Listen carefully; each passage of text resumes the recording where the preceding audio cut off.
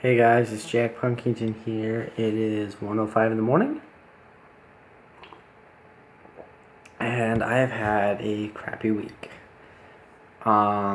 It started out great, I got my fender body and I put it all together, and I got the last parts for it yesterday, which was the string trees that you have to put on so the string can go underneath and it holds it. Well, I went to string it up, and I was so excited, and I strung it all the way up, and I was having a action issue, and I rose the action as high as it could, and it still was like not working well. So I had taken it to my shop in my town, and I'm good friends with the owner there, and I asked her for help. I was like, listen, because I go in there all the time. I've been talking to her about how excited I've been to get this guitar up and running. And she's like, she spent a good maybe 10-15 minutes looking over it and trying to think of like ways to fix it. And she's like, I got some bad news. You need a new neck. The neck's not twisted or anything too bad. It does have a little bit of a twist in it, but nothing that's not meter. It's the fact that, here, I'll show you an example. Oh, no falling. Okay. As a mock guitar, I'll use this as an example. The heel is too thick, making the neck too tall. And I either have to router out the inside cavity of the Strat or shave off the bottom of the neck. And I felt so upset. So I am left with a few options. I can either scrap the whole project, start over,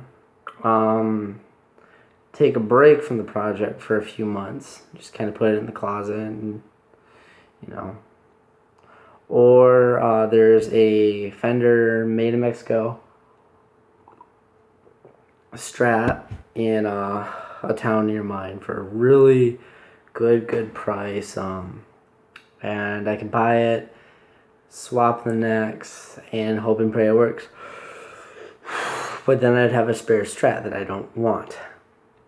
So, which you could then argue, well, then you could sell it. Yeah, but it's hard to sell guitars now.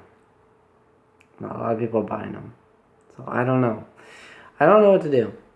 My plan this week was to buy a guitar. I was going to buy a Flying V. I was going to buy the Dave Mustaine V-Mint X, which is like the bolt-on neck V-Mint affordable guitar by Dean, and I go back and forth on it. Then I want another Les Paul, or I want a different V. Or I want to get this Fender to work. I don't know. So that's where I'm at right now. Very confusing week. We've had some other stuff going on, but I don't want to talk about that. So my next whole thing is to figure out what to do next with guitars. And then I thought maybe I'll just even buy a Gibson Les Paul or buy a Fender American Strat. I don't know what I'm going to do. It's just so confusing trying to figure this out. So that was my week.